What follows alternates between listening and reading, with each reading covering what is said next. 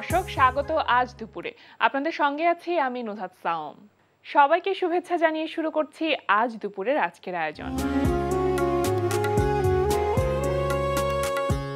আজ থাকছে সংস্কৃতি, এনটিভি অনুষ্ঠান সূচি ও দুপুরের অতিথি। প্রথমেই থাকছে সংস্কৃতি।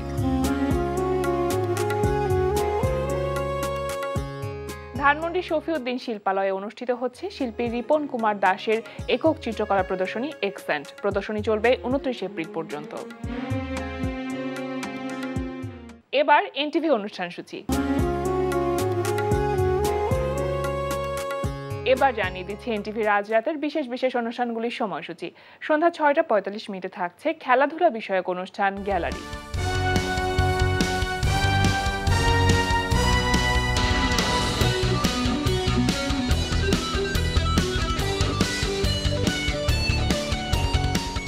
রাত 8টা 20 থাকছে শামীম জামানের পরিচালনায় ধারাবাহিক নাটক গোলক ধাঁধা। কি কইলি? কারে কি কও তুই? আমি তো জানো যে আমি কেডা, আমি নুপা আলম। এই মোর গ্রামে খারাই মরেই তুই হুমকি দিতেছ, আরে মার দিবি? হ্যাঁ, আমার খবর জানো না? আমি জি জামালে পিটাইয়া মাথা ফাটাইয়া বাইরে বইরে ইয়ারে পাগল বানাইয়া পাবলা বানাই দিছি। আরে তোর তো মার খাওয়ার সময় হয়ে গেছে, তোরে মারিয়া পাগল বানামু না, তোরে আমি মারিয়া ভূত বানাইয়া ছাড়বো বানাবো। যাও আরে কথা কাট দাদা, সব রেকর্ডিং হয়েছে। কি বলো বলো কোথায়? এই যে মিয়া ভাই, এই রেকর্ডিং করে দুনিয়াটা যেন একটা গোলক ধাঁধা। রাত 9টায় থাকছে মোহাম্মদ নুরুজ্জামানের প্রযোজনায় অনুষ্ঠান গানের বাজার। প্রথম অ্যালবাম, সেই কবিতার গান নিয়ে কথা হচ্ছে। সেখানে জীবনানন্দ দাশের একটি বিখ্যাত কবিতা ছিল, আবার আসিব ফিরে, সেই কবিতা সুরারোপিত গান গাইছি। ধানসিঁড়িটির তীরে এই বাংলায় আবার আসিব ফিরে, হয়তো মানুষ নয়, হয়তো বা শঙ্খচিল শালিখের বেশে, হয়তো ভোরের কাক হয়ে এই কার্তিকের নবান্নের দেশে আবার আসিব ফিরে। রাত 9টা 30 থাকছে সাগর জাহানের পরিচালনায় ধারাবাহিক নাটক ভালোবাসার অলিগলি। আরে কি পলাশ ভাই, পুরো ফ্রেশ লাগছে দেখতে। কি করো তুমি এনে? আমি তো ওর সাথে এসেছি। সুস্থ হয়ে গেছেন আপনি একদম? আরে আমি অসুস্থ হলেও সুস্থ, আমি তো সুস্থই ছিলাম। নাস্তা করেছেন? না করিনি, চল একসাথে নাস্তা করি। দরিয়া কই? দরিয়া তো চলে গেছে পলাশ ভাই। কখন গেছে? আমি তো বলে গেল না। মানে ও কালকে রাতেই চলে গেছে, আপনি ঘুমাচ্ছিলেন তো তাই আপনাকে বলে যেতে পারেনি। আচ্ছা, এত রাতে কেন গেল? কেন গেল সেটা তো আসলে পলাশ ভাই দরিয়াই ভালো বলতে পারবে। আপনি ওকে একটা ফোন দেন, ফোন দিয়ে জিজ্ঞেস। রাত 11টা 30 সরাসরি সম্প্রচার হবে টক শো এই সময়।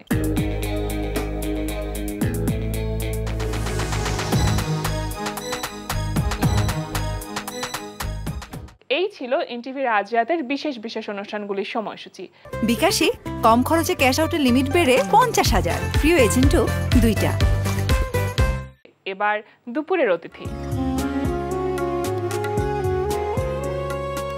প্রিয় দর্শক, আজ 29 এপ্রিল আন্তর্জাতিক নৃত্য দিবস। আমাদের আজ দুপুরের অতিথি নৃত্যশিল্পী ও নৃত্য পরিচালক MR ওয়াসেক। শুভ দুপুর ভাইয়া। শুভ দুপুর। কেমন আছেন? ভালো আছি, তুমি কেমন আছো? অনেক অনেক ভালো আছি, আপনাকে পেয়ে খুবই ভালো লাগছে। আজ আন্তর্জাতিক নৃত্য দিবস এবং আপনাকে শুরুতেই জানাচ্ছি নৃত্য দিবসের অনেক অনেক শুভেচ্ছা। তোমাকেও এবং সমগ্র বাংলাদেশের সমস্ত দর্শককে আমি আন্তর্জাতিক নৃত্য দিবসের শুভেচ্ছা জানাচ্ছি। একজন নৃত্যশিল্পীর জায়গা থেকে এই দিবসটি বিশেষভাবে বিশেষ বলা যেতে পারে। আপনাদের জন্য এটা একটা ঈদের দিন। আমাদের অবশ্যই। আজকের দিনটি কিভাবে শুরু হয়েছে এবং সারাটা দিন কিভাবে কাটবে? আমরা সকালে র্যালি করেছি। আচ্ছা, এটা বাংলাদেশ শিল্পকলা একাডেমি থেকে একদম টিএসসি পর্যন্ত আমরা করেছি। আর বিকেলে আমাদের অনুষ্ঠান আছে, এটা জাতীয় নাট্যশালা বাংলাদেশ শিল্পকলা একাডেমি, যেটা বড় মঞ্চ। এই মঞ্চে আমাদের অনুষ্ঠান হবে। বাংলাদেশের প্রতিষ্ঠিত দল এবং নবীন প্রতিশ্রুতিশীল যারা নৃত্য পরিচালক তাদেরও পরিবেশনা থাকবে। 3 ঘন্টা ব্যাপী আমরা ওখানে নাচ করব। এবং আজকের এই দিনের জন্য নিশ্চয় অনেকটা দিন ধরে আপনার প্রস্তুতি নিচ্ছেন। এই দিনটা তো আমাদের বৎসরের একটা দিন, যেমন নববর্ষ আমরা করি, যেমন ঈদ করি, তেমনি আমাদের নৃত্যশিল্পীদের এটা ঈদ। আমাদের পরিকল্পনাগুলো আসলে অনেক আগে থেকেই হয় এবং লাস্ট 2টা বছর রোজার জন্য আমরা এই দিনটা করতে পারি নাই আর কি। তো এবারে আমরা এটা পেরেছি। তারও আমেজে এবারে আপনারা এবারে অনেকদিন পর আমরা, এর আগে করোনা গেছে, তখনও এটা ঝামেলা হয়েছে, এবারে অনেক ভালোভাবে করছি আর কি আমরা। আচ্ছা, এবারে প্রতিপাদ্য হচ্ছে বিশ্ব নাচের ছন্দময় আসবে শান্তি কাটবে ভয়, এই প্রতিপাদ্য নিয়ে এবারে আন্তর্জাতিক নৃত্য দিবস পালিত হচ্ছে। তো আমি আপনার কাছে জানতে চাইবো যে নাচের মাধ্যমে কিভাবে ভয় কাটবে এবং কিভাবে শান্তি আসবে। সংস্কৃতির সবগুলো শাখাই শান্তি এবং পবিত্র। জি, আপনি নাচ, নাটক, আবৃত্তি, কণ্ঠশিল্পী যারা গান গায়, যারা তবলা বাজায়, এগুলো সব নিজেকে নিবেদিত করে পবিত্র মনে করতে হয়। মনের মধ্যে কোনো কুচিন্তা থাকলে কিন্তু হবে না, একদম আসবে এক্সপ্রেশন আসবে না এরকম। তো আমাদের প্রথমত নাচ করলে আমরা সুস্থ থাকবো, যে ভয় ভীতি যা আছে আমরা দূর করে ফেলবো সুস্থ শরীর নিয়ে। দ্বিতীয়ত হচ্ছে যে সংস্কৃতিটা বিভিন্নভাবে বাধার সম্মুখীন হচ্ছে, এটা বাংলাদেশে না বিশ্বজুড়েই। যেমন আমাদের সোশ্যাল মিডিয়াও কিন্তু অনেক সাংস্কৃতিক কর্মকাণ্ডকে ধ্বংস করে ফেলেছে। গোটা ওয়ার্ল্ডে ফিল্ম ইন্ডাস্ট্রি মুখ থুবড়ে পড়েছে। আমরা মনে করি খালি বাংলাদেশেই বোধহয় সিনেমা চলে না, তা না। আমি ইন্ডিয়ার বড় বড় শহরে, আমি রাঁচিতে গেলাম, একটা জায়গার নাম সুবর্ণরেখা। আমি কে তো আচ্ছা নাম হ্যাঁ, তো বলছে যে এই জায়গার নাম এটা না, এখানে একটা সিনেমা হল ছিল সুবর্ণরেখা। আচ্ছা, তো আমি বলছি সে হল নাই, কয় কিনা হল বন্ধ হয়ে গেছে, এখন মার্কেট হয়েছে এরকম। তো গোটা ওয়ার্ল্ডেই এই সোশ্যাল মিডিয়া কিন্তু সংস্কৃতির অনেকগুলো শাখাকে স্তিমিত করে ফেলেছে, মানুষ ওই দিকে সময় দেয় বেশি। সত্যি কথা। আবার ধর্মীয় ভাবেও একটা প্রভাব বাধার সম্মুখীন আমরা হই নৃত্যশিল্পীরা, ইদানিং হচ্ছে। জি, তো আমরা এটা আমাদের সাংস্কৃতিক কর্মকাণ্ড, আমাদের চর্চা দিয়ে এই ভয়টাকে ওভারকাম করব, এটাই আর কি আমাদের প্রতিপাদ্য। বিকাশে কম খরচে ক্যাশ আউটের লিমিট বেড়ে 50,000, প্রিয় এজেন্টও 2টা। এটা তো প্রতিপাদ্য, এটা ছাড়াও একটি বাণী আছে, মানে যেটা বাংলাদেশে এই দিবসটিকে উপলক্ষ করে করা হয়েছে এবং বাণীটি আপনি দিয়েছেন, এটা আপনার মুখে শুনতে চাইবো, কি বাণী সেটা? সন্তর্পণে পথ চলা আর না, আমরা তো চলি দুপতাপ ছন্দে নুপুরের কলতানে, আলোর সমান্তরালে এসেছে আধার এক, সে আধার রুখবই, ভাঙবো সুপ্তি আনবো মুক্তি, আমরা যে আছি কোটি কোটি মহাপ্রাণ। এটাই এবারে আমাদের বাণী ছিল। আমার তো মানে এটা হচ্ছে বাংলাদেশে প্রতি বছর একজনকে নির্বাচিত করা হয় যে এবারে আপনি দিবেন। তো এতদিন বিভিন্ন আমাদের সিনিয়র যারা তারা দিয়ে এসেছেন, এবারই প্রথম আমাকে এই দায়িত্বটা দেয়া হয়েছে আর কি। আচ্ছা, এই যে নাচের মাধ্যমে বা যে কোনো শুদ্ধ সংস্কৃতি চর্চার মাধ্যমে আমরা মুক্তি পেতে পারি, মানে এটা একটা অবধারিত সত্যি বলা যেতে পারে। কারণ সংস্কৃতি বা শুদ্ধ সংস্কৃতির চর্চা যত আমার মন এবং মনস্তত্ত্বকে জাগ্রত করতে পারবে, ততই আমি আসলে প্রকৃত এবং শুদ্ধ মানুষ হিসেবে বেড়ে উঠতে পারবো। যদি জানতে চাই আপনার কাছে যে আন্তর্জাতিক মহলে আন্তর্জাতিক নৃত্য দিবসটা কিভাবে পালিত হচ্ছে? এটা তো পুরো পৃথিবীতেই পালিত হয়। আমাদের যে ওয়ার্ল্ড ডান্সার্স অ্যাসোসিয়েশন, আমাদের হেডকোয়ার্টার হলো সিউলে, দক্ষিণ কোরিয়া। তো আমি কোরিয়া গেছি, যেমন আমাদের বন্ধু দেশ, পার্শ্ববর্তী দেশ ভারত, ওখানে কিন্তু শিল্পীদেরকে খুব সম্মান করা হয়, মূল্যায়ন করা হয়। তো ওরা একটা বাদ্যযন্ত্র, মানে একটা তবলাকে প্রণাম করে তারা বাজানো শুরু করে ভারত। এটা ওয়ার্ল্ডের আর কোথাও দেখিনি, কিন্তু এটা কোরিয়াতে দেখেছি আমি। আচ্ছা, কোরিয়াতে ওরা ওদের ইনস্ট্রুমেন্টকে সালাম করে, এইভাবে সালাম করে শুরু করে, খানিকটা ভারতীয় ডিজাইন, এবং তারা শিল্পীদেরকে খুব সম্মান করে। আমরা ওখানে 4 জন গেছিলাম। তো আমাদের জন্য একটা সিউল সেন্টার, অনেক প্রেস্টিজিয়াস একটা হল ওখানকার সিউলে, এই 4 জনের জন্য একটা অনুষ্ঠান। বাংলাদেশ দূতাবাস সেখানে গেছে, ওখানকার ওয়ার্ল্ড ডান্সার্স অ্যাসোসিয়েশনের যে ইউনিভার্সাল প্রেসিডেন্ট যিনি, উনি এসছেন এরকম। তো এরকম গোটা ওয়ার্ল্ডেই খুব জাঁকজমকপূর্ণভাবে হয়। কোরিয়াতে খুব বেশি হবে, ভারতে হবে, তারপরে অস্ট্রেলিয়াতে হবে, রাশিয়া, চায়না, পোল্যান্ড এরা হবে। মধ্যে পালিত হচ্ছে আর কি সব হ্যাঁ, দেশেই। হ্যাঁ, আচ্ছা, হচ্ছে। যদি পার্থক্যের বিষয়টা নিয়ে আসি, যে অন্যান্য দেশগুলো আসলে নৃত্য চর্চাটা কিভাবে করছে এবং আমরা আসলে নৃত্য চর্চাটা কিভাবে চালিয়ে যাচ্ছি, কি বলবেন? নৃত্য সব দেশেই একভাবেই চর্চা হয়। এটা এমন একটা শিল্প, there is no shortcut way. আপনাকে অনেক দিন পরিশ্রম করে, কষ্ট করে, ঘেমে টেমে তারপরে জায়গায় চলে যেতে হবে। যেমন ওই সিনেমায় দেখায় যে খুব গরিব ছেলে, তাকে বড়লোক বানাতে হবে কিভাবে? সে হঠাৎ গান গেয়ে সুপারহিট হয়ে গেল, তারপরে বা সিনেমার নায়ক হয়ে গেল। কখনো কিন্তু দেখানো হয় না যে নাচ করে খুব বড়লোক হয়ে গেল। কারণ নাচ করতে হয় মিনিমাম 6 বছর শিখতে হবে, তারপরে বড়লোক হতে পারবে, তার আগে না। তো এটা সব দেশেই, যেমন চাইনিজরা আমি চায়নায় গেছি, আমাদের বাংলাদেশ থেকে একবার পাঠিয়েছিল ব্যালে একটা ট্রেনিং করার জন্য, মানে আমি শিখবো। ও তো আচ্ছা, ওখানে যে প্রথমে তো ভাষাটা একটা সমস্যা, ভাষাটা শিখলাম মোটামুটি, আমি বলতে পারি চাইনিজ, কিন্তু আমাকে যে বয়সে পাঠানো হয়েছে ওই জিনিসগুলো আমার বডিতে আসবে না। অ্যাডাপ্ট করতে পারছে না। তো ওরা দেখি ওরা 6 ইয়ার্স থেকে শুরু করে, 4 ইয়ারেও শুরু করে। ওদের 5 বছরের বাচ্চার যে ডান্স চায়নার, ওইটা মানে আউট অফ ইমাজিন, এত পারফেকশন, এত সুন্দর, এত কঠিন সেগুলো। তো যাই হোক, ওখানে চাইনিজরা তো ওরা খুব মানে ডেডিকেটেড, যারা যেটা করে চায়নায় তারা সেটাই খুব ডেডিকেশন নিয়ে করে। এবং ওদের যারা ডান্সার প্রতিদিন তারা 4 ঘন্টা প্র্যাকটিস করে, ওটা হচ্ছে তাদের রুটিন। জি। তারপরে শো যেটা হোক, খ্যাপ যাই হোক, সেটা তারা করে। আচ্ছা ভাই, তারা তো এই যে নৃত্য শিল্পী হিসেবে নিজেকে প্রতিষ্ঠিত করা বা এটাকে আসলে পেশা হিসেবে নেওয়া, সেই জায়গাটা তৈরি করতে পেরেছে নিশ্চয়ই। সেজন্য হয়তো দিনের একটা লম্বা সময় তারা সেই প্র্যাকটিসের জন্য বরাদ্দ রাখছে। কিন্তু বাংলাদেশে আসলে নৃত্যশিল্পী হিসেবে বা এটাকে পেশা হিসেবে নেয়ার মতন জায়গাটা কি তৈরি হয়েছে?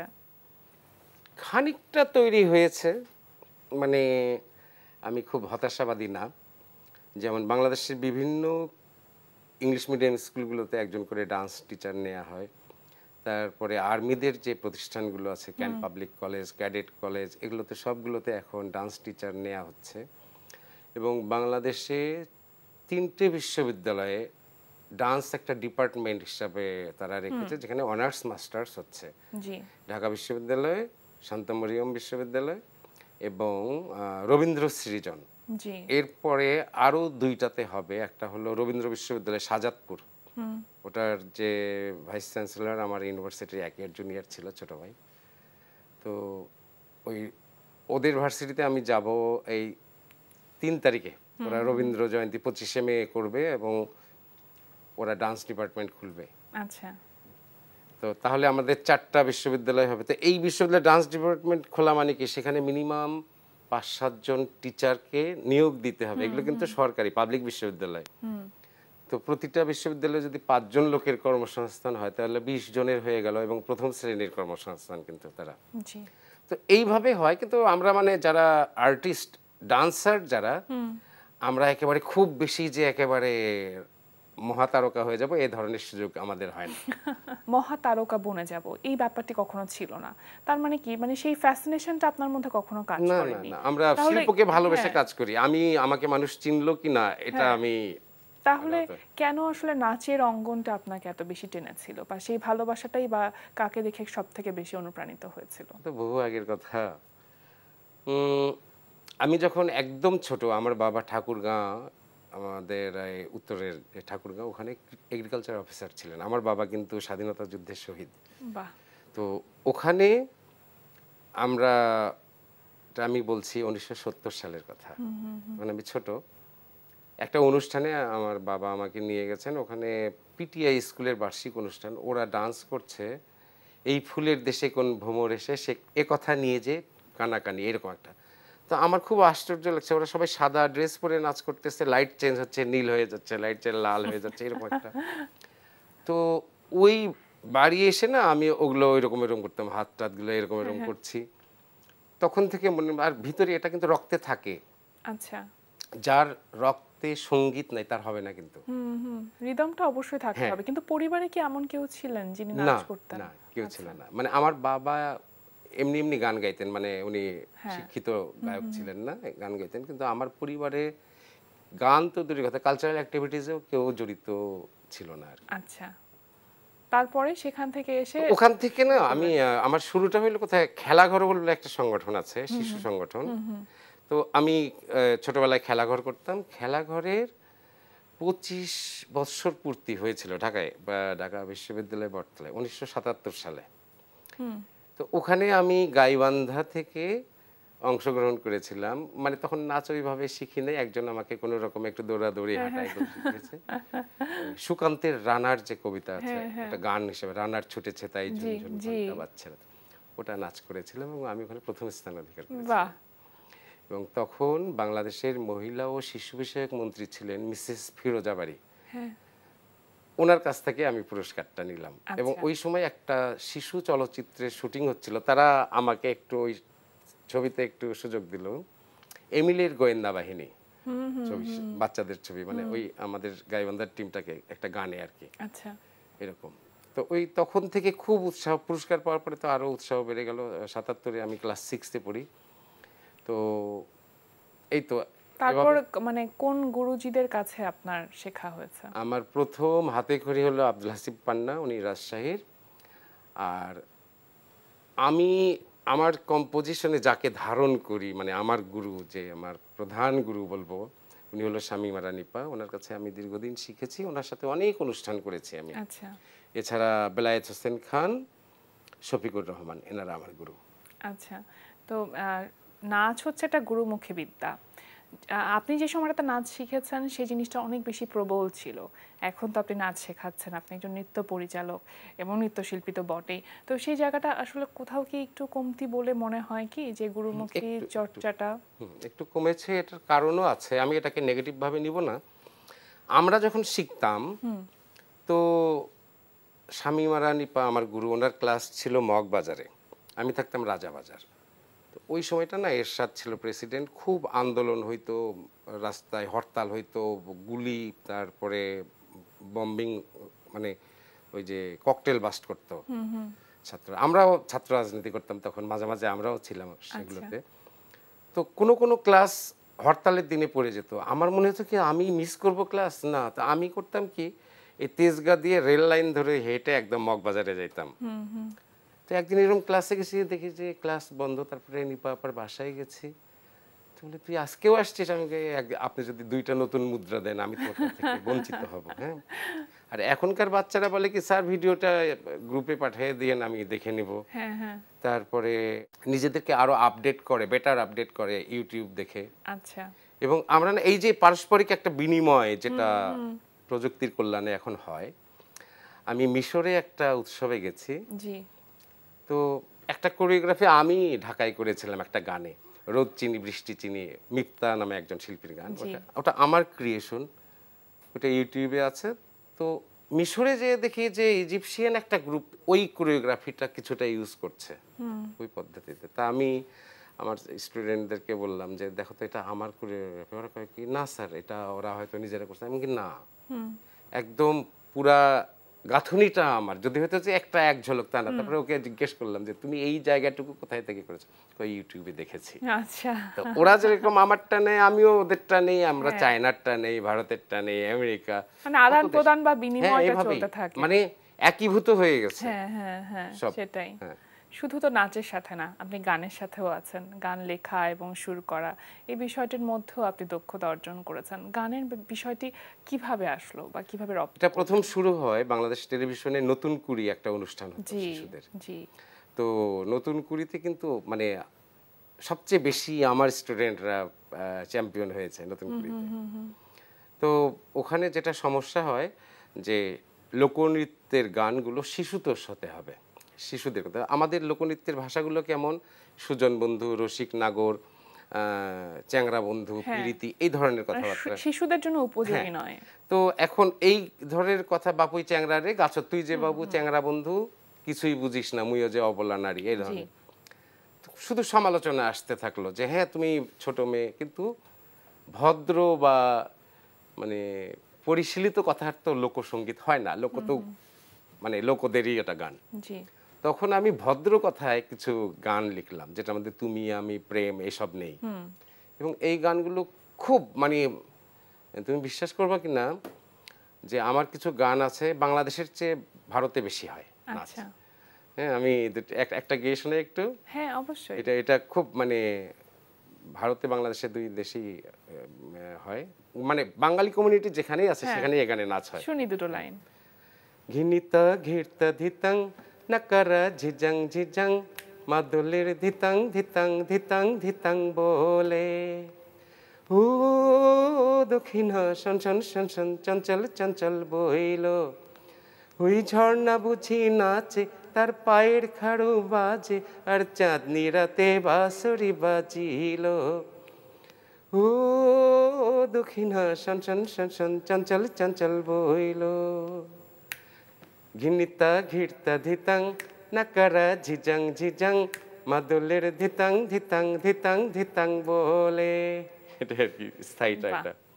মানে নাচের এই পথটাই আসলে আপনাকে গান লেখা বা সুর করার ব্যাপারে উৎসাহিত করেছে বলা যায়। এবং আমার একটা বিরল অভিজ্ঞতা, আমাদের যে তাজউদ্দিন আহমেদ বাংলাদেশের যিনি জাতীয় চার নেতার একজন, ওনার মেয়ে ইউএসএ থাকেন, তো উনি ওখানে নাচ দেখছে, একটা মাতাল সুরে বাজলো বাসে আমার লেখা সুর করা গান। তো বলছে এই গানটা কই মিউজিক ডিরেক্টরকে, কেউ এমআরও আছে, ওনাকে দিয়ে আমি আমার লেখা একটা গান সুর করাবো। তো উনি বাংলাদেশ শিল্পকলায় ফোন দিচ্ছে যে সঙ্গীত পরিচালক এমআরও আছে, বলছে যে এই নামে সঙ্গীত পরিচালক নাই, নৃত্য পরিচালক আছে। তো বলছে তার নাম্বার দেন আমাকে। নাম্বার নিয়েছে, নিয়ে পরে উনি ইউএসএ থেকে এসছেন এবং ওনার খুব প্রিয় শিল্পী হলো কনক চাপা। আচ্ছা। তো বলছে যে এই গানটা আমি কনক চাপা দিয়ে গাওয়াবো, আপনি সুর করেন।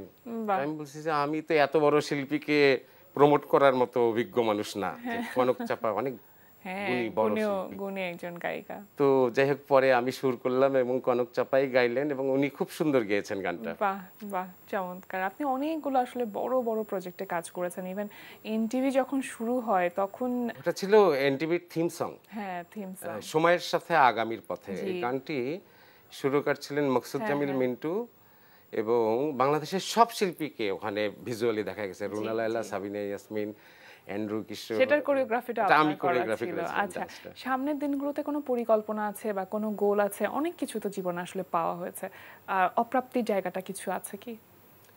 একজন শিল্পী সারা জীবন অপ্রাপ্তিকে নিয়েই সামনে আগায়। যদি মনে করি আমি সব পেয়ে গেছি তাহলে তো আর হয় না। আর আসলে আমরা আরো কম পাই, আমরা যারা নৃত্যশিল্পীরা, কারণ আমাদের তো বাজেট ওইভাবে থাকে না। তো আমার যেরকম, আমি একটা ডান্স ড্রামা করেছিলাম, একবারই করেছিলাম, রূপবান। আমি ফোক নিয়ে বেশি কাজ করি। আমি মহুয়া করেছি, নারী স্বাধীনতা নিয়ে একটা আমার ছিল, দুই জনাকেই দেখো সমান, এটা অবশ্য রেহানা সুলতানার লেখা। তো এই রূপবানটা আমি আবার করব, এই আমার সুযোগ, অনেক টাকা লাগে, একটা মঞ্চে অনেক টাকা লাগে, এটা সংস্থান হয় না এরকম। আসলে অনেক কাজ করেছেন তো, এবং এতগুলো দেশে আপনি গিয়েছেন নাচ নিয়ে, সেগুলোর গল্প শুনতে গেলে আমাদের আসলে অনেক সময় লাগবে, কিন্তু একেবারে সময় সংক্ষিপ্ত, আজকে শেষ করতে হচ্ছে। এত ব্যস্ততার মাঝে আমাদেরকে সময় দিয়েছেন, সেজন্য আপনাকে অসংখ্য ধন্যবাদ, এবং সবশেষে আবারও আন্তর্জাতিক নৃত্য দিবসের অনেক অনেক শুভেচ্ছা রইল। তোমাকেও ধন্যবাদ, সুন্দর করে প্রশ্ন করেছো। এনটিভিকে ধন্যবাদ, আমাকে যোগ্য মনে করে ডেকেছে। আর আজকে বিশ্ব নৃত্য দিবস, আমার সমস্ত দর্শকের কাছে আমার আবেদন থাকবে, সবাই একটু একটু করে নাচুন, আপনার সন্তানকে নাচ শেখান, আপনার ছেলের বৌমা যে আছে তাকেও নাচার সুযোগ দেন যদি সে নাচতে চায়। কারণ নাচলে কিন্তু অনেকে মনে করে ব্যক্তিত্বটা বোধহয় হালকা হয়ে গেল। তো অস্ট্রেলিয়ার প্রেসিডেন্ট ছিলেন টমাহক, উনি আমাদের সঙ্গে ডান্স করেছিলেন, আমরা ক্যানবেরায় গিয়েছিলাম। তো আসলে ডান্সটা কোনো হালকা জিনিস না, সবাই নাচবেন, সুস্থ থাকবেন, ডায়াবেটিস হবে না। অবশ্যই। প্রিয় দর্শক, আমরা চলে এসেছি অনুষ্ঠানের শেষ প্রান্তে। অনুষ্ঠান সম্পর্কে আপনার মতামত জানাতে মেইল করুন আজ দুপুরে @ntvbd.com-এ। বিশ্বের যে কোনো প্রান্ত থেকে যে কোনো সময় আজ দুপুরে দেখতে ভিজিট করুন আমাদের পূর্ণাঙ্গ ওয়েব পোর্টাল www.ntvbd.com। এছাড়া এনটিভি সব জনপ্রিয় অনুষ্ঠান ও খবরের আপডেট পেতে ভিজিট করুন আমাদের ইউটিউব চ্যানেল ও ভেরিফাইড ফেসবুক পেজে। সবার মঙ্গল কামনায় আজকের মতো এখানেই শেষ করছি। শুভ দুপুর।